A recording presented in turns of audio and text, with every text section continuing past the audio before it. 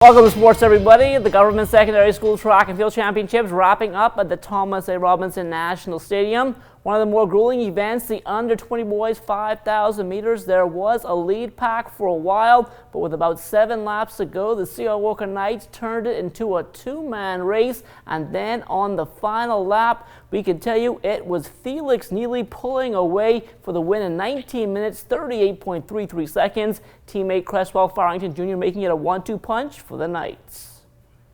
Tense, but I just didn't start pushing, but I think I only win that because I am a national Bahamas second champion for the Bahamas. And so therefore, the race is very hard, but for the last 150, I had to kick it. It was intense. With him guiding me and showing me what to do, he did a good job, but then I know what happened. He pulled off. I tell him go. He ran, do his thing. I come second. The first time I ran the 5,000. Looking to run really fast enough. I want to qualify for the 5,000 for Grifter. At the end of the three-day meet, C.R. Walker leaving no doubt about who's the best. They won another government school championship, finishing on top with 626 points. The Knights won the under-17 and under-20 girls divisions along with the under-20 boys. The only division they didn't win, the under-17 boys, where they finished 4th. C.I. Gibson a distant second in the overall point standings with 479.5. That was only a half a point in front of C.V. Bethel in 3rd. We lost a couple years back to C.V. Bethel, and we noticed that they were tight on our tails this lap. But then on the second day, we opened it up, and then we know that we're Knights, we're fighters, and we're going to do what we have to do. And we had more to lose than them. We were the champions, so we had more to lose than them. So we fight until the end. You know, I think the team was actually well balanced on the 20 boys. We had a few complications with our team, but straight across the board, I'm so happy with this team. We came out, we laid it all on the track. I cannot ask for more from these kids. They did an excellent job. We usually start our off-season from the summer. We get in the weight room. We do our off-season training. We had a really good cross-country season, and that just slingshot us into the outdoor season on the track. I think it was extremely well, you know. We came into the meet knowing that we had to work hard to beat CI, right? Because CI was champion now, ahead of us for 3 years running. Right, so we had to work hard to try and catch up. But I'm proud of the kids. They work extremely hard, and I hats off to C.R. Walker. They did an excellent job. Most people don't look at the hurdles as points, but if you come first and second, or second and third in hurdles, you clean up points. And right now, our hurdle team is one of our strongest teams. So our track team was more stronger than our field team this year, but our field, they did pretty good, but they didn't do as well as we did on the track.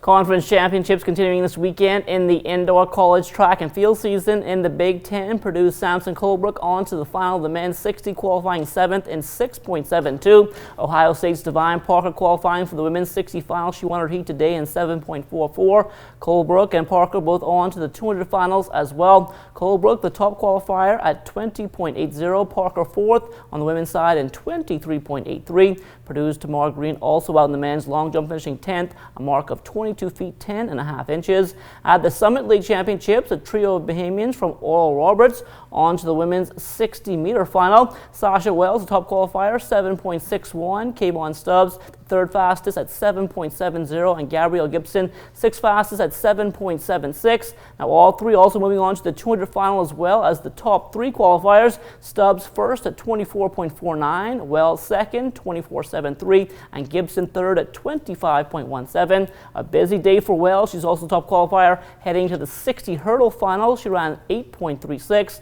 Now in the ACC, Miami's Celine Thompson, she contested the women's high jump today. She finished in a tie for 14th. She cleared 5 feet 5 inches. The ACC Men's Swimming Championships taking place this week in North Carolina. Florida State's IZAAK BASTIAN in the pool this morning for the 100 breaststroke prelims. He secured the final lane in the A final tonight, where he finished 3rd in 52.36, which earns him an invitation to the NCAAs. BASTIAN will close the competition tomorrow in the 200 breaststroke. He has the 4th fastest time of all swimmers heading in. He clocked 156.23, 154.04. That gets an invitation to the NCAAs, while 152.61, that is the automatic cut for the NCAAs. The Province Volleyball Association's best of 3 first-round playoffs back on the floor tonight at the Donald Davis Gym, and that's where we find our Amajal Knowles. Good evening, Johnny, and good evening, Bahamas, where we are live here at the Donald Davis Gymnasium, the site of tonight's N.P.W.B.A playoff games, where currently behind me warming up on the men's side are the Warhawks and the Technicians getting ready to do battle. The Warhawks currently lead this series 1-0, and in tonight's feature game on the ladies' side, we'll have the Central Gas Panthers taking on the Johnson Lady Truckers. Currently joining me is one of the Panthers players, Rachel Knowles. Rachel, what do you guys have to do tonight to send the Lady Truckers home packing?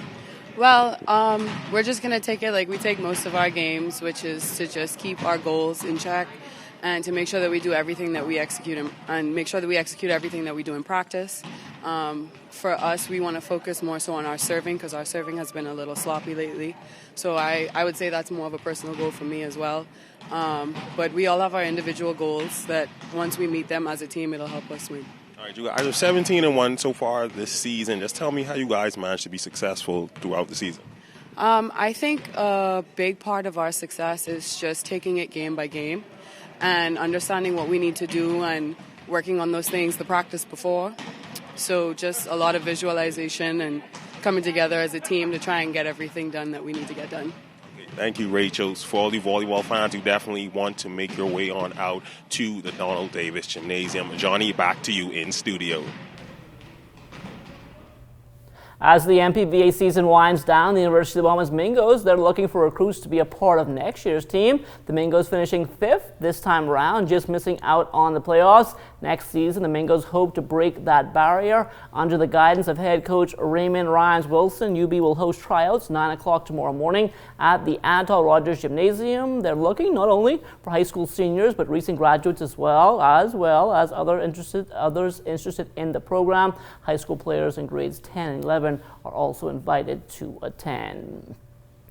After starting the season 3-0, the Lee University Flames women's tennis team, they've lost 3 in a row now. The latest coming yesterday on the road, 4-3 to Lincoln Memorial. Sierra Donaldson losing her match at number 5 singles in 2 tough sets, 7-5 and 7-6. Donaldson also going down at number 3 singles doubles, that is, with Lauren Trammell 6-2. The Flames remaining on the road this weekend for a matchup with West Alabama.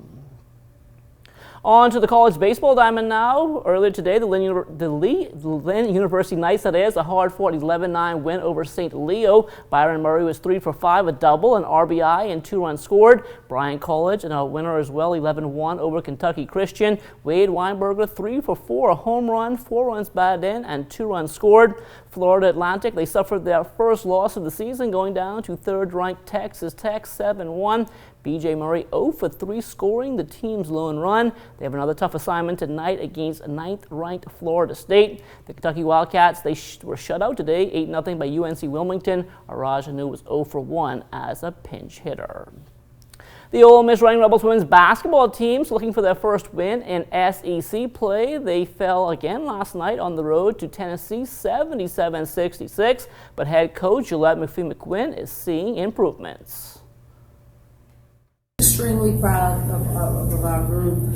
Last time we played versus Tennessee, we scored 28 points. It was a tough time for us as a program, and the resiliency and the character that our team showed probably the last 5 games I've been extremely pleased with.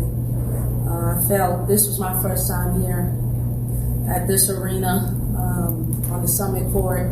Pat Summit, someone I grew up idolizing, and I felt her spirit the whole time.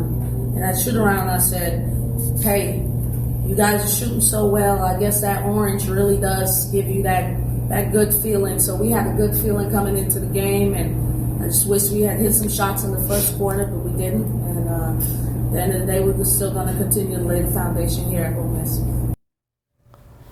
On the Division II hardwood last night, Godfrey Roll finishing up with 15 points in 22 minutes. Southwest Baptist going down 63-58 to Rockhurst. The news much better for Eastern New Mexico. They won big over Cameron 92-71. Brandon Meadows tallying 12 points, 3 assists, and 3 rebounds in 19 minutes off the bench. From the N.P.W.B.A, Buddy Hield and the Sacramento Kings blowing a 19-point third quarter lead last night. They fell 112-108 to the OKC Thunder. The Kings went scoreless for 6 minutes and allowed the Thunder to go on a 15-0 run to get back in the ball game and eventually take the lead before the start of the fourth quarter. Buddy was 5 of 11 from the field, finished up with 15 points. All of his makes were from downtown on 9 attempts. The Kings out again tonight in the second game of a back-to-back in Memphis against the Grizzlies. Bahamas Scholastic Athletic Association, their sudden death basketball playoffs rolling along at the Donald Davis Gym. In senior boys play yesterday, 4th-seeded San Pedro's moving on with a 36-23 win over 5th-seeded Capron. Amarion Wallace led the win with 11 points. Jordan Gibson finishing in the loss with 10. They're playing good and they execute the game. They come out, they play how they want, play that energy and endurance to keep on running.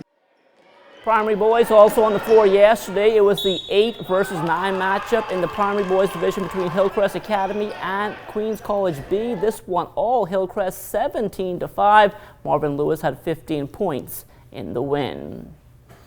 Now, when school play finished yesterday, the New Providence Women's Basketball Association got bouncing at the Donald Davis Gym.